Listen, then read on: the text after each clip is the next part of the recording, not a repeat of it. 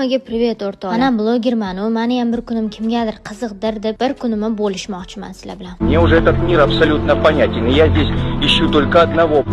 O'zi har kuni mashnaqa qoladi, prosta video chiroyli chiqishi uchun yig'ishtirdim-da. Ertalab soat 6 da turmagan bo'lsam ham shunaqa uyquga to'ymadim. Oldin maktabga qanaqa qilib men ertacha uyg'ongan ekanman. Soat 7 da o'sha maktabga ketishga tayyor bo'lib, choy ichib, multfilm ko'rishga ham uspet qilgan bo'lardim. Ertalabdan hech nima yoqmasligi mumkin, lekin qizlarga ertalabdan makiyaj qilish juda ham yoqadi. To'g'rimi qizlar? Har doim emas, lekin ko'proq makiyajda yurishga harakat qilaman.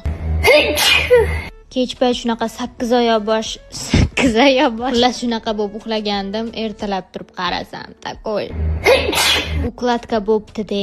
Mallamo, jingalamo jinga. Qizlar, sizlarga maslahat, doroga bogato ko'rmoqchi bo'lsanglar, ukrashenyalarni unutmanglar. Biz lift bilan yaxshi, ahil, inoq bo'lib yashashga harakat qilyapmiz, lekin har doim menga kerak paytda ishlamaydi bu. Onam ko'chaga yuqa kiyinsam har doim olifta so'qatmaydi, olifta. Qaltiriydi deydilar. Baxtimga quyosh chiqib ketdi. Bo'lmasam qoqib bo'lib, tarasha bo'lib qolardim bu sovuqda. Hamma narsani gapirib, qatga yetayotganimni yetmanman. Xullas, qizil pasportga topshirdim, yo'qotib, esingizda bo'lsa, o'shani suhbatiga chaqirishdi.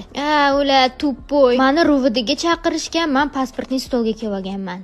Xudoyim. RUVDga borganimda videoga olish esimdan chiqib qoldi. Ham telefonimni ham olib qo'yishdi-da. O'zimcha o'qishga kelib, yaxshi student bo'lib o'qidim-da. O'qishdan chiqib, O'lmas Timur oldiga yugurib yetib keldim, chunki ular menga kitob sovg'a qildilar va Avval ahmoqlik qilmang, o'qiysiz. dedilar, tayinladilar, endi o'qiymiz. Akam ozgina mazalari yo'ligi uchun больницаga yotqizgan edi. Ularni ko'rgani bordim. Onam ham shu yerdalar.